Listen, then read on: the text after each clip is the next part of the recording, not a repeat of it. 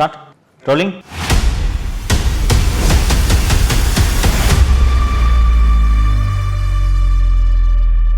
அண்ணா university வாசலில், campus வாசலில், ரோட்டில் பிரியாணி கடை போட்டுக்கிட்டு இருந்த ஒருத்தன் உள்ளே போய் அந்த பெண்ணை என்னால் விவரிக்க முடியல, விவரிக்க விரும்பலை. அவ்வளோ ஒரு கோரமான ஒரு செக்ஷுவல் அசால்ட். இந்த ஞானசேகரன் இந்த ஒரு பெண்ணை மட்டும் இப்படி செய்யவில்லை, இதே வேலையாக இருந்திருக்கிறான். இதெல்லாம் தமிழ்நாட்டில் நடக்குமான்னு நம்ப கூட முடியல. இந்த எஃப்ஐஆர் சமூக வலைத்தளம் முழுக்க சுத்துகிறது. சில டெக்னிக்கல் கிளிஜினால இந்த எஃப்ஐஆர் ஒரு சிலர் பார்த்துருக்குறாங்க, அதை பதிவிறக்கம் செஞ்சுருக்கிறாங்க. யாரை கேட்டு விசாரணை விவரங்களை பொதுவெளியில் வைக்கிறார்? அந்த பகுதியின் மாவட்ட செயலாளராகவும் சுகாதாரத்துறை அமைச்சராகவும் இருக்கக்கூடிய திரு மா சுப்பிரமணியன் அவர்கள் ஞானசேகரன் வீட்டுக்கே போயிருக்காரு.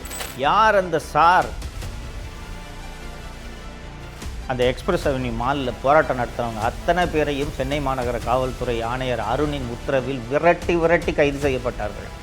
தனக்கு தெரிந்த அதிகாரிகள், முக்கிய பிரமுகர்கள் அத்தனை பேருக்கும் இந்த பெண்களை சப்ளை செய்கிற வேலையையும் ஞானசேகரன் செய்திருக்கிறான்.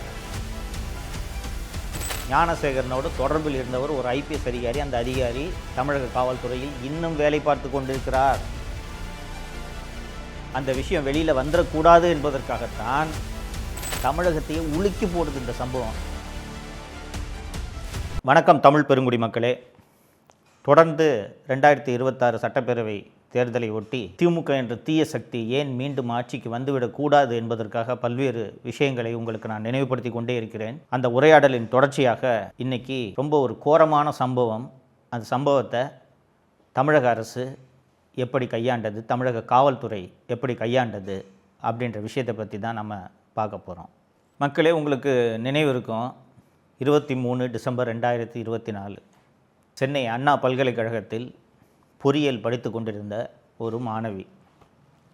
இந்த மாணவி இரவு நேரத்தில் ஹாஸ்டல்லேருந்து வெளியில் உலவுவதற்காக வந்திருக்கிறார். கூட அவரோட காதலரும் இருந்திருக்கிறார். அண்ணா யூனிவர்சிட்டி வாசலில், கேம்பஸ் வாசலில், ரோட்டில் பிரியாணி கடை போட்டுக்கிட்டு இருந்த ஒருத்தன் உள்ளே போய் அந்த பெண்ணை அதை என்னால் விவரிக்க முடியல, விவரிக்க விரும்பலை. அவ்வளோ ஒரு கோரமான ஒரு செக்ஷுவல் அசால்ட் அது. அந்த செக்ஷுவல் அசால்ட்டை பின்னால் கண்டறியப்பட்ட ஞானசேகரன் என்ற அந்த குற்றவாளி பல வருஷமாக செஞ்சுக்கிட்டு இருந்திருக்கான். அண்ணா பல்கலைக்கழகத்தில் படித்த மாணவர்களிடம் விசாரித்த போது இந்த மாதிரி அவ்வப்போது வெளியில் இருக்க ஆட்கள் மிரட்டுவாங்க, இது வழக்கம் அப்படின்னு சொல்லியிருக்காங்க. ஆனால் இது போல் செக்ஷுவல் அசால்ட்டாக இது மாறியது கிடையாது என்று சொல்லியிருக்கிறார்கள். ஸோ பெரும்பாலும் இந்த மாதிரியான செக்ஷுவல் அசால்ட்டு நடக்கும்போது இந்த ஞானசேகரனோட வேலையே என்னென்னா, அந்த செக்ஷுவல் அசால்ட்டு நடக்கிறத ஃபோனில் வீடியோ எடுத்து வச்சுக்கிறது. அந்த பாதிக்கப்பட்ட மாணவியோ அந்த பெண்ணோ அவங்களோட ஃபோன்லேருந்து வீட்டில் உள்ள சகோதரர்கள் மற்றும் தந்தை, தாய் இவர்களோட ஃபோன் நம்பரை எடுத்து வச்சுக்கிறது. எடுத்து வச்சுக்கிட்டு எங்கேயாவது போய் இதை வெளியில் சொன்னேன்னா இந்த வீடியோவை வீட்டில் இருக்கவங்களுக்கு அனுப்பிச்சிடுவேன், உன் ஃப்ரெண்ட்ஸுக்கு அனுப்பிச்சிடுவேன், சோஷியல் மீடியாவில் சுற்ற விட்டுருவேன். படிக்கிற வயசில் 18-19 வயசில் இருக்கக்கூடிய ஒரு பெண்ணுக்கு இது எத்தகைய அச்சத்தை ஏற்படுத்தும்? அது சம்மந்தமான வழக்கறிஞர்கள்ட்ட, கன்னியாகுமரியை சேர்ந்த அந்த வழக்கறிஞர்கள்ட்டலாம் பேசினேன் நான். அப்போ சொன்னாங்க, அந்த பெண்ணு ஃபோன் பண்ணி அழுதா சார், என்கிட்ட கண்ணா அப்படின்னா பயங்கரமாக அழுதா. நான் தான் தைரியமாக இருமா, முதல்ல ஹெல்ப்லைனை கூப்பிடுமா, போலீஸ்க்கு தகவலை சொல்லுமான்ட்டு நான் தான் அந்த பொண்ணை கைடு பண்ணேன் அப்படின்றாங்க. அதுக்கப்புறம் ஹெல்ப்லைனுக்கு சொல்லி காவல்துறை எஃப்ஐஆர் பதிவு செஞ்சிடறாங்க. மக்களே, நீங்கள் இதெல்லாம் தமிழ்நாட்டில் நடக்குமான்னு நம்ப கூட முடியல. அந்த பெண் தனக்கு நடந்த அந்த செக்ஷுவல் அசால்ட், அந்த பாலியல் வன்முறையை என்னென்னலாம் நடந்துச்சோ, அந்த ஞானசேகரன் என்னென்னலாம் செஞ்சானோ எல்லாத்தையும் டீட்டெயிலாக புகாரில் சொல்லியிருக்கு. அந்த புகார் அப்படியே எஃப்ஐஆராக பதிவு செய்யப்படுகிறது. இந்த எஃப்ஐஆர் சமூக வலைத்தளம் முழுக்க சுற்றுகிறது. வெறுமனே அந்த செக்ஷுவல் அசால்ட்டு சுற்றினா பரவாயில்ல, இந்த பெண்ணோட பெயர், எந்த ஆண்டு படிக்குது, எந்த பிரிவில் படிக்குது, அந்த பெண்ணோட ஃபோன் நம்பர், இமெயில் ஐடி, இவ்வளவும் சுற்றுது. பாதிப்புக்கு உள்ளான இந்த பெண் தன்னுடைய வழக்கறிஞர்கிட்ட ஃபோன் பண்ணி, அங்கிள் யார் யாரோ எனக்கு ஃபோன் பண்ணுறாங்க, யாருன்னே தெரியல, கண்ணா அப்படின்னான்னு எனக்கு கால்ஸ் வருதுன்னு சொன்ன பிறகு தான் சமூக வலைத்தளங்களில் இந்த எஃப்ஐஆர் லீக் ஆகி சுற்றுதுன்ற விஷயம் வெளியில் தெரியுது. ஸோ ஞானசேகரனை பிடிச்சிடுறாங்க. பிடிச்ச பிறகு தமிழகத்தையே உலுக்கி போடுது இந்த சம்பவம். ஏன்னா அந்த எஃப்ஐஆரில் இருக்கிற அந்த டீட்டெயில்ஸ்லாம் வெளியில் வந்தோன்னே எல்லாரும் ரொம்ப கோரமாக உணர்றாங்க. இப்படியெல்லாம் நடக்குமா? இவ்வளவு மோசமாக ஒருவன் இருப்பானா? அதுவும் அண்ணா பல்கலைக்கழகம் போன்ற உலக புகழ் பெற்ற ஒரு பல்கலைக்கழகத்துக்குள்ளே இவ்வளோ நடந்திருக்குதே. இப்படி ஒரு குற்றம், மோசமான குற்றம் நடந்திருக்கிறது. அதோட எஃப்ஐஆரும் இப்படி லீக் ஆகி அந்த பெண்ணின் விவரங்களும் வெளியே வருகிறது அப்படின்னு மக்கள் எல்லாம் கொதித்து போய் சென்னை உயர்நீதிமன்றத்தில் அண்ணா திராவிட முன்னேற்ற கழகத்தின் சார்பில் பொதுநல வழக்கு ஒன்று தாக்கல் செய்யப்பட்டு இந்த வழக்கை சிபிஐக்கு ஒப்படைக்க வேண்டும் என்று கோரப்படுகிறது. ஏன் குறிப்பாக சிபிஐக்கு இதை ஒப்படைக்கணும் அப்படின்ட்டு கோரிக்கை வைக்கப்படுகிறது என்றால், சென்னை மாநகர காவல்துறை ஆணையராக அப்போது இருந்த அருண், இந்த வழக்கில் ஞானசேகரன் ஒருத்தன் தான் குற்றவாளி, அவனை நாங்கள் பிடிச்சிட்டோம், அவன் ஃபோனில் யாரோ ஒரு சார்கிட்ட பேசுகிறது போல் அந்த பெண்ணு முன்னாடி செஞ்சுருக்கான்ல, அவன் அந்த மாதிரி யாருக்கிட்டையும் பேசலை, அப்போ அவன் ஃபோனு ஃப்ளைட் மோடில் இருந்துச்சு. இதெல்லாம் எங்கே சம்பவம் நடந்த 2 நாளில் இன்வெஸ்டிகேஷன் முழுக்க சொல்கிறாரு வெளியில். அதில் ஒரு நபரை இவன் பேசும்பொழுது சார்னு சொன்ன மாதிரி நிறைய பேர் குறிப்பிட்றாங்க. அது நடக்கலை, அது அவன் பொய்யா சொன்னது. குறிப்பாக அந்த அக்கரன்ஸ் நடக்கும்போது அவன் அந்த ஃபோனே ஏரோப்ளேன் மோடில் தான் போட்டு வச்சுருந்தான். ஸோ பொதுநல வழக்காக இது சென்னை உயர்நீதிமன்றத்திற்கு வரும்போது மாண்புமிகு நீதியரசர் திரு SM சுப்பிரமணியம் அவர்களது அமர்வுக்கு முன்பு வரும்போது இந்த வழக்கில் ஒருத்தன் தான் குற்றவாளின்னு சொல்லிட்டு எப்படி அவர் அந்த சம்மந்தப்பட்ட அதிகாரி சொல்கிறாரு? யாரை கேட்டு விசாரணை விவரங்களை பொதுவெளியில் வைக்கிறார்? எஃப்ஐஆர் எப்படி லீக் ஆச்சு அப்படின்னு கேட்கும்போது, சார் இது ஒரு டெக்னிக்கல் கிளிச்சு, அதனால் எஃப்ஐஆர் லீக் ஆகிடுச்சு அப்படின்றாங்க. அது எப்படிங்க டெக்னிக்கல் கிளிச்சு, எஃப்ஐஆர் எப்படிங்க லீக் ஆகும்?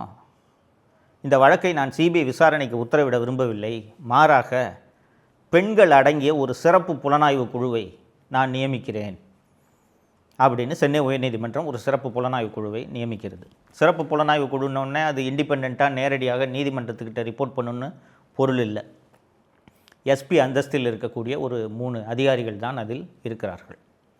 அடுத்த கட்டமாக என்ன பண்ணுறாங்கன்னா, அந்த ஞானசேகரனை அரெஸ்ட் பண்ணி ஞானசேகரன் யார் என்ற அந்த வரலாற்றை எடுத்து விசாரிக்கும்போது பார்த்தால், அந்த பகுதியின் மாவட்ட செயலாளராகவும் சுகாதாரத்துறை அமைச்சராகவும் இருக்கக்கூடிய திரு மா சுப்பிரமணியன் அவர்கள் ஞானசேகரன் வீட்டுக்கே போயிருக்காரு. ஞானசேகரன் மீது 20க்கும் மேற்பட்ட திருட்டு வழக்குகள் நிலுவையில் இருக்கின்றன. இப்படிப்பட்ட ஒருத்தன் எப்படி இவ்வளவு சுதந்திரமாக நடமாடி கொண்டிருக்க முடிகிறது சென்னை நகரத்தில்? ஒரு திராவிட முன்னேற்ற கழகத்தின் ஒரு கட்சியின் மாவட்ட தலைவர், ஒரு கட்சியோட அமைச்சர் ஒரு ரவுடி பைய கூட நெருக்கமாக இருக்கும்போது எந்த காவல்துறை எப்படி அவர் மீது நடவடிக்கை எடுக்கும்? இதனால தான் 20க்கும் மேற்பட்ட திருட்டு வழக்குகள் மற்றும் பல்வேறு குற்ற வழக்குகளில் சம்பந்தப்பட்ட ஞானசேகரன் மிக சுதந்திரமாக காவல்துறை உதவியோடு சுற்றி கொண்டிருந்திருக்கிறார். அதை ஞானசேகரன் நடத்தின அந்த பிரியாணி கடையிலேருந்து கோட்டூர்புரம் காவல் நிலையம் உள்ளிட்ட பல்வேறு காவல் நிலையங்களுக்கு ரெகுலராக பிரியாணி சப்ளை போயிருக்குது. அதற்கு பிறகு ஃபோனில் அந்த ஞானசேகரன் பேசும்போது, யார் அந்த சார், ஒரு சார்கிட்ட பேசினேன் அப்படின்ட்டு அந்த பெண் அந்த எஃப்ஐஆரில் சொல்லியிருக்காங்க, அது பதிவாயிருக்கு. யார் அந்த சார் அப்படின்ற விஷயத்தை கண்டுபிடிக்க வேண்டும், இது வெளியே வர வேண்டும் அப்படின்றதுக்காக எல்லா கட்சியினரும் போராட்டம் நடத்தினார்கள். அண்ணா திராவிட முன்னேற்ற கழகத்தின் ஐடி அணியை சேர்ந்தவர்கள் எக்ஸ்பிரஸ் அவென்யூ மாலில் போய் போர்டு வச்சுக்கிட்டு போராட்டம் நடத்தினாங்க. இது ஒரு ஜனநாயகபூர்வமான போராட்டம், அவங்க ஒன்றும் வன்முறையிலெல்லாம் ஈடுபடல. ஆனால் அந்த யார் அந்த சார் என்ற அந்த விபரம் வெளியே வந்துவிடக்கூடாதே என்பதற்காக அந்த எக்ஸ்பிரஸ் அவென்யூ மாலில் போராட்டம் நடத்துகிறவங்க அத்தனை பேரையும் சென்னை மாநகர காவல்துறை ஆணையர் அருணின் உத்தரவில் விரட்டி கைது செய்யப்பட்டார்கள். என்னென்னா, யார் இந்த சார் என்ற அந்த விபரம் வெளியே வந்துவிடக்கூடாது அப்படின்றது தான். அப்போது தமிழக பாரதிய ஜனதா கட்சியின் தலைவராக இருந்த திரு அண்ணாமலை அவர்கள், எனக்கு யார் அந்த சார் என்றது தெரியும், அந்த சார் ஒரு போலீஸ் அதிகாரி என்ற விஷயத்தை போட்டு உடைக்கிறார். மீதி விவரங்களே அவர் வெளியே விடவில்லை. அதற்கப்புறம் சுற்றி விசாரித்து பார்த்தா, இந்த ஞானசேகரன் இந்த ஒரு பெண்ணை மட்டும் இப்படி செய்யவில்லை, இதே வேலையாக இருந்திருக்கிறான். இதை போய் இந்த மாதிரி பண்ணது இல்லாமல் இந்த பாலியல் அத்துமீறல் வன்முறைகளை வீடியோ எடுத்து வச்சுக்கிட்டு தனக்கு தெரிந்த அதிகாரிகள், முக்கிய பிரமுகர்கள் அத்தனை பேருக்கும் இந்த பெண்களை சப்ளை செய்கிற வேலையையும் ஞானசேகரன் செய்திருக்கிறான் என்ற விவரங்கள் எல்லாம் பின்னால் வருகிறது. அப்படி இந்த ஞானசேகரனோடு தொடர்பில் இருந்த அந்த ஞானசேகரனோட ஃபோன் ரெக்கார்டு எல்லாத்தையும் எடுத்து பார்க்கும்போது, ஞானசேகரனோடு தொடர்பில் இருந்தவர் ஒரு ஐபிஎஸ் அதிகாரி. அந்த அதிகாரி தமிழக காவல்துறையில் இன்னும் வேலை பார்த்து கொண்டிருக்கிறார். அந்த விஷயம் வெளியில் வந்துடக்கூடாது என்பதற்காகத்தான் அவசரமாக ஞானசேகரன் வழக்கை முடித்து ஞானசேகரனுக்கு தண்டனை பெற்று கொடுத்து விட்டார்கள். ஒன்று, இந்த எஃப்ஐஆர் எப்படி லீக் ஆச்சுன்றதை கண்டுபிடிக்கணும் அப்படின்னு சொல்லிட்டு சென்னை உயர்நீதிமன்றம் உத்தரவிட்டிருந்தது அல்லவா? நான் ஏற்கனவே சொன்னேன், இந்த ஸ்பெஷல் இன்வெஸ்டிகேஷன் டீம்னா அதில் இருக்கிறவங்கலாம் வெறும் எஸ்பி தான், நேரடியாக நீதிமன்றத்துக்கு அவங்க பதில் சொல்ல போகிறதில்ல, உயர் அதிகாரி கீழே தான் வேலை செய்கிறாங்க அப்படின்ட்டு. ஸோ இந்த எஃப்ஐஆரை யார் யாரெல்லாம் ஆக்சஸ் பண்ணியிருக்காங்கன்னு சொல்லிட்டு இந்தியன் எக்ஸ்பிரஸ், ஹிந்து போல பிரபல நாளேடுகள், பிரபல தொலைக்காட்சி நிறுவனங்களில் வேலை செய்யக்கூடிய பத்திரிகையாளர்கள் அத்தனை பேரையும் அழைச்சி ஃபோனை கொடு, ஓப்பன் பண்ணி கொடுன்னு எல்லாரோட ஃபோனையும் சீஸ் பண்ணி ஓப்பன் பண்ணி கேட்குறாங்க. ஒரு பத்திரிகையாளர்னால் அவரோட ஃபோனில் 1000 விஷயம் இருக்கும். எஃப்ஐஆரை டவுன்லோட் பண்ணியான்னு கேட்டால், ஆமாம் சார் அவைலபிளாக இருந்துச்சு, டவுன்லோட் பண்ணேன், பார்த்தேன், அதில் இருக்க செய்தியை தான் நான் போட்டேன், நான் யாருக்கும் பரப்பலை, ஃபார்வர்ட் பண்ணல, அதெல்லாம் முடியாது, ஃபோனை கொடுத்துட்டு போ. தோழர்களே, உங்கள் அத்தனை பேருக்கும் தெரியும், இந்த காவல்துறையில் ஆன்லைனில் இந்த எஃப்ஐஆர் அப்லோட் பண்ணும்போது இந்த எஃப்ஐஆரை பார்க்கலாமா வேண்டாமா அப்படின்றதுக்கான கட்டுப்பாடு காவல்துறையில் அந்த கணினி ஆப்ரேட் பண்ணுறவங்ககிட்டே இருக்குது. அப்போ யாரோ ஒருவர் தவறு செய்து இந்த எஃப்ஐஆர் அத்தனை பேரும் தரவிறக்கம் செய்வது போல ஒரு தவறை காவல்துறையை சேர்ந்தவர் செய்ததனால் தானே மற்றவர்கள் எல்லாம் இதை எடுத்து பார்க்க முடிஞ்சிருக்கு. அப்போ காவல்துறையில் யார் அந்த தவறை செய்தது என்பதை கண்டுபிடிக்கிறது என்ன அவ்வளோ கஷ்டமா? இது எவ்வளோ கொடூரமான ஒரு விஷயம். ஒரு பெண் வந்து ஒரு மிக மோசமான பாலியல் வன்முறைக்கு ஆளாகி இருக்கிறாள். இன்னும் நிறைய பெண்களுக்கு அது நடந்திருக்கு. அத்தனை பேரும் அமைதியாக பிரச்சனை வேண்டான்ட்டு கம்ப்ளைண்ட் கொடுக்காமல் இருக்காங்க. ஒரு பொண்ணு தைரியமாக வந்து நான் கொடுக்குறேன் கம்ப்ளைண்ட்டுன்னு ஒரு பொண்ணு கம்ப்ளைண்ட் கொடுக்குது. அந்த பொண்ணோட ஃபோன் நம்பரு, டீட்டெயிலு, அப்பா பேர், வீட்டு அட்ரெஸ்ஸு, எந்த பிரான்ச்சில் படிக்குதுன்ற விவரத்தெல்லாம் தூக்கி வெளியில் விட்றாங்கன்னா இது என்ன மாதிரியான காவல்துறை? இதற்கு காரணமான அதிகாரிகள் மீது ஒரு நல்ல முதல்வராக இருந்தால் நடவடிக்கை எடுத்திருக்க வேண்டுமா வேண்டாமா? நம்ம வீட்டில் இருக்க பெண்கள் யாருக்காவது இந்த மாதிரியான ஒரு அவமானம் நடந்துருந்துச்சுன்னா நம்ம சும்மா இருப்போமா? நம்ம உணர்வுகள் எப்படி இருக்கும் யோசித்து பாருங்கள். தமிழக முதல்வர் கடுமையான நடவடிக்கை இதற்கு எடுத்திருக்க வேண்டுமா வேண்டாமா? இன்னைக்கு வரைக்கும் அந்த எஃப்ஐஆர் லீக் ஆனதுக்கு காரணம் யாருன்றதை கண்டுபிடிக்கவும் இல்லை, நடவடிக்கையும் எடுக்கல. ஒன்று. ரெண்டாவது, யார் அந்த சார் என்ற கேள்விக்கு இன்று வரை விடை தெரியவில்லை. அதிமுக பொதுச் செயலாளர் திரு எடப்பாடி பழனிசாமி அவர்கள் பிரச்சார கூட்டத்தில் பல இடங்களில் இது குறிப்பிட்டிருக்காரு. யார் அந்த சார் என்றது அதிமுக ஆட்சிக்கு வந்த பிறகு தெரியத்தான் போகுது.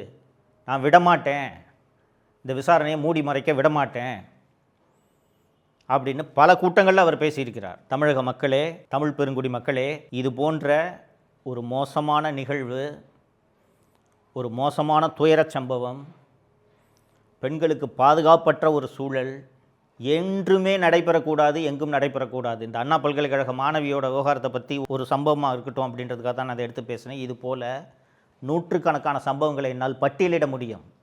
அதுதான் தமிழகத்தில் இன்றைக்கி பெண்களுக்கு இருக்கக்கூடிய பாதுகாப்பு. 8 வயது குழந்தை முதல் 60-70 வயது மூதாட்டி வரை பாலியல் வன்கொடுமைக்கு ஆளாகக்கூடிய ஒரு சூழல் தான் இன்றைக்கி தமிழகத்தில் இருக்குது.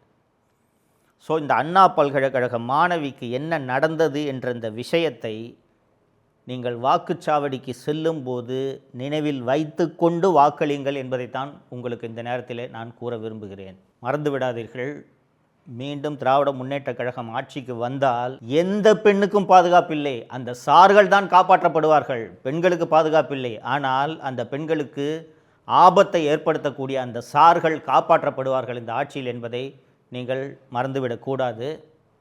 இன்னொரு நிகழ்ச்சியில் சந்திப்போம். நன்றி. தமிழகத்தை காப்போம்.